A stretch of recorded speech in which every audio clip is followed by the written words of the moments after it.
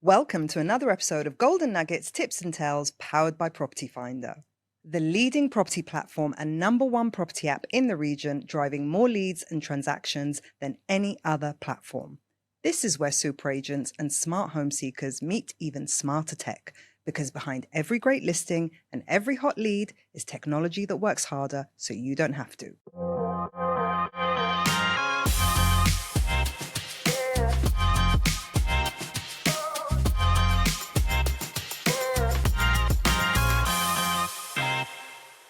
I'm joined today by Lorenzo Cross, who is one of Property Finder's super agents. He works for Strada as a real estate agent, also brother of real estate agency owner Yeah, exactly. Gino, who's been on the show as well. Welcome to the show. Thank you. We're going to talk about social media today because the words social media and real estate agents go hand in hand, don't they? You can't open up Instagram or TikTok without seeing a real estate agent doing their thing. How do you use social media to support your personal brand and your business? Well, I've only started off recently pushing it a lot more. I think, like you said, it's getting to the point now where you can't open up social media at all without seeing someone pushing some new project that's coming on.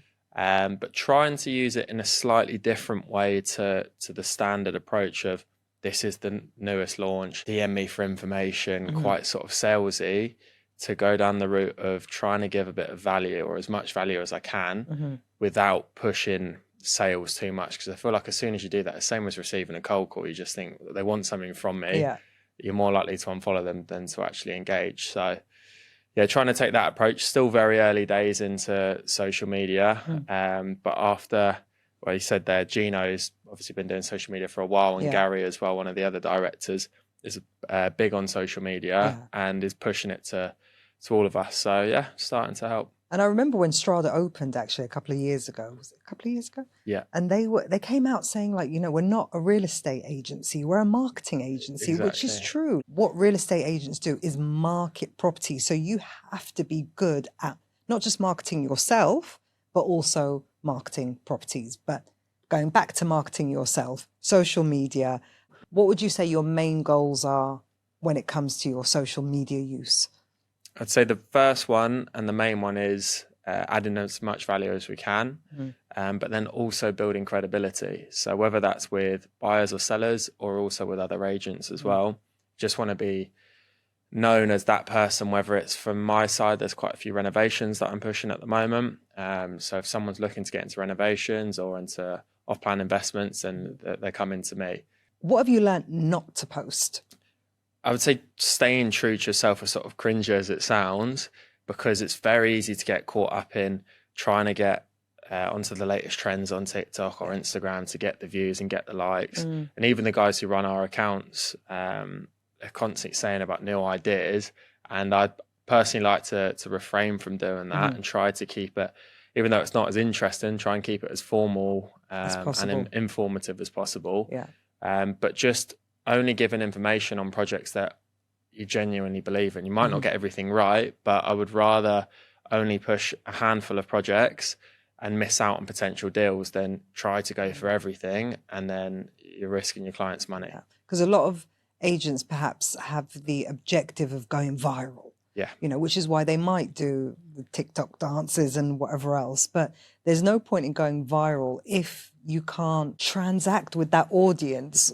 And I know when I'm on social media, when I'm on Instagram or TikTok, I'm not on there to look for property and I'm not on there to look for a real estate agent. If I want to do that, I'll go on to Property Finder and do my search, find my agents, find the property. So there's a balance that needs to be struck when it comes to social media content. You believe in adding value, giving information, keeping it quite formal rather than just posting for likes and views. Definitely. And it's not just like you said, the likes and views, but it's also posting with purpose as well. Oh, I like that one. Posting with purpose. Because then you're not just pushing every launch. I think where you do lose credibility is there's a new launch every single day. So it's very easy to get caught up in that as a broker and also as a buyer. So if you're looking at it and from a distance on social media, seeing the same person pop up over and over, pushing every single unit, there's no purpose at all there.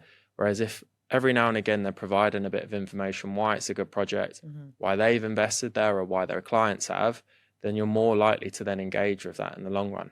And you've got to have like a voice or a brand voice and be speaking to someone in particular. So who are you speaking to when you're posting with purpose? At the moment, to be honest, because it's still quite early on, it's just posting. There's not necessarily targeting sellers or targeting buyers. Right. It's just trying to reach as many people as I can who are interested in that field. Right. So it's quite difficult to try and narrow it down. Not really going down the route of sponsored ads at this point, but it's just getting the information out there. So even using it almost like a modern day CV where you're speaking to buyers or sellers for the first time and just saying, here's my social media, if you want to have a little look through that. Because the amount of people that then come back after and say, I quite like what you're doing with this project, or what do you think about something else that maybe they'd not thought of before? Right. Okay.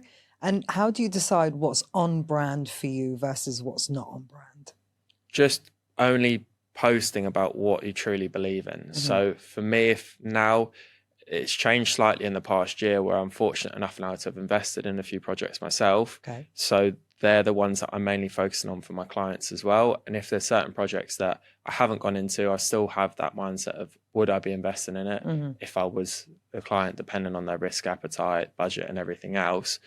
But not just pushing everything because it's the latest launch or the commission's higher, focusing on what's actually adding true value. And that is of real value, is you practice what you preach. Yeah. And if I was going to select an agent, I'd want to be speaking to an agent who's gone through the process of buying a property, who's made that decision. And I want to kind of tag on to what they're doing. Definitely. Yeah. Because again, you're not going to get everything right, but at least then, you know, their interests are aligned with yours as a buyer or as a seller. And when you've gone through the process, you understand that they might not just be ignoring you because they're being difficult. There's other things that are going on, and there's so many moving parts to each transaction that when you've gone through it yourself, you sort of empathize with them a little bit more.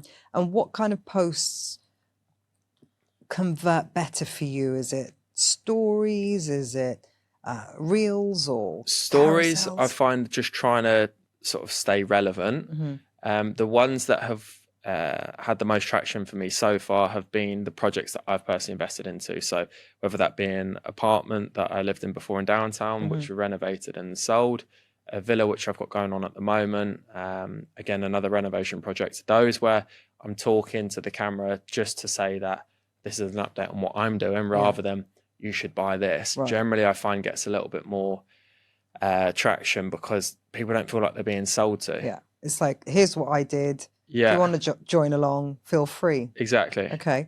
And would you say you've closed any deals or transacted as a result of a social media post? Yeah, so there's, in terms of like actual closing, a lot of my business is through referrals anyway. So it's not as sort of clear cut as just saying they've come through as a lead and we've sold them something the next day. But what it does is adds a lot of credibility to when I'm meeting with someone now. It's not really, when I first started off, you're almost trying to sell yourself as much as possible and just trying to think, what does that person want? What can I sell them? Whereas now it's a much more sort of relaxed approach where I'm saying, this is what I've been doing in the market for however long. These are the investments I've gone into. Here's my social media channel so you can see what I've been doing along the way. So it just adds another layer of credibility. Yeah, exactly. Along with another very important layer of credibility is your property finder super agent status. Definitely. Which you have to work hard to maintain, well, to achieve in the first place and to retain. Yeah. So how has that benefited you? Through getting maximum exposure. So again, working on social media is, again, the way I look at it now, especially if I'm taking on a unit for sale, you're working in your seller's best interest to make sure that you're not leaving any stone unturned. And it's the exact same with the portals, where if I was to list my property with someone else and I was seeing the photos weren't taken with a professional camera, it wasn't verified, it wasn't premiumed, all the little things that you'd expect to be done. If that's not, if you're not following all the steps, then you're almost leaving yourself short of potential commission, but more importantly, your client as well, of not being able to sell that unit because you're not getting the maximum exposure for them. And you're not getting them on page 1 or 2 or 3. Yeah. other social media common mistakes you see agents making?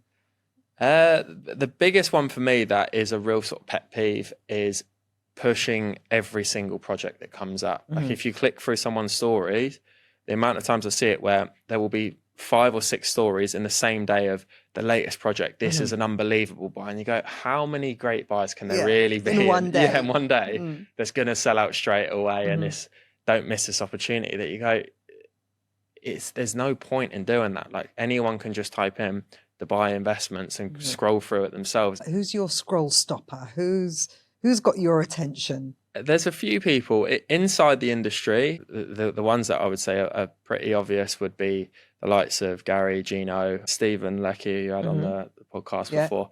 I really like his approach as well because it's quite different, where it's to the point. And it's almost the type of route that I've been trying to take with it, where you're providing as much value as you can. Yeah. What about LinkedIn? Everyone seems to forget about LinkedIn. I personally don't use it at all. You're guilty of that. Yeah, I did in lockdown before I moved to Dubai. So I worked for a stockbroker in the UK, and I used to push quite a lot of content out back then. But I feel like I might be wrong on this, but I feel like people just give this perception that everything they're doing is so professional. Yeah, I'm delighted to announce. Yeah, my latest sale, and you go, okay, but it's not. I feel like at least with Instagram or TikTok, it's starting to change now, where it's a bit more real. With some of the people that are posting on there anyway. But yeah, for me, LinkedIn, I wouldn't buy through that myself, so I just don't particularly use it.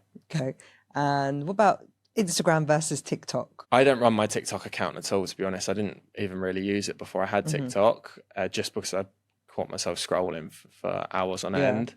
Instagram, from what I've seen anyway, from the short time I've been posting, Instagram seems to be where more leads are coming in because it's a bit more engageable. And people, I think, just generally spend more time there. Yeah, exactly. And there's a bit more you can do with it, like the stories, polls, whatever it is from that side, compared to TikTok. Just seems to be a little bit more down the route of trying to get catchy engagement. Doom scrolling. Yeah, exactly. So it's probably easier to get to a further audience through TikTok, but I would rather have a smaller audience of people, who are relevant, which I think you find for Insta. So what's your strategy for the next 12 months when it comes to social media? What can we expect to see more of? Just more consistency with what I'm doing at the moment. I think to start with, what put me off doing it for quite a while was trying to, a bit like what I said with LinkedIn, where you're trying to perfect it and have this amazing page to begin with, and it's just never going to happen. Like, there's going to be,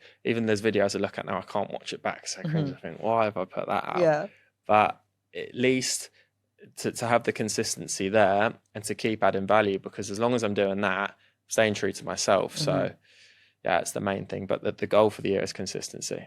And I suppose a lot of agents might be a little bit shy or not confident enough, or they probably take 100 takes before posting it and then decide not to post it. What would you say to them? I've done that so many times myself, where there's certain sales I've had that I've been really proud of, and I've gone to post it and I thought, oh, actually, no, I'll do it later. And then you look back and you go, why didn't I just put it out there? But it's part of the personality as well, right? And I think that's where it's now starting to change, where if you look at certain agents in the market who are doing very well off social media, it's because they're true to themselves, whether they're an outgoing person, whether they're analytical, whether they like dealing with families, whatever it is, you buy into that person rather than what they're trying to sort of preach. So if you're letting your personality come through on social media, then that's going to be more beneficial than trying to fit in a box. And is this your first podcast? I've done a few podcasts with the company before. Again, something that Gary was persistent on pushing.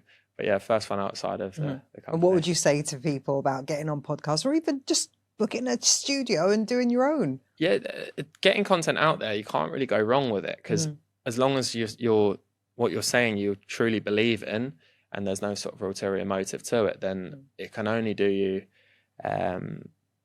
good in the long run. Yeah. There you go. All right. So let's all start posting with purpose. Thank you very much, Lorenzo. Thank you. Hope you enjoyed that episode. Catch the rest of Lorenzo's episodes, and while you're at it, why not binge the whole season?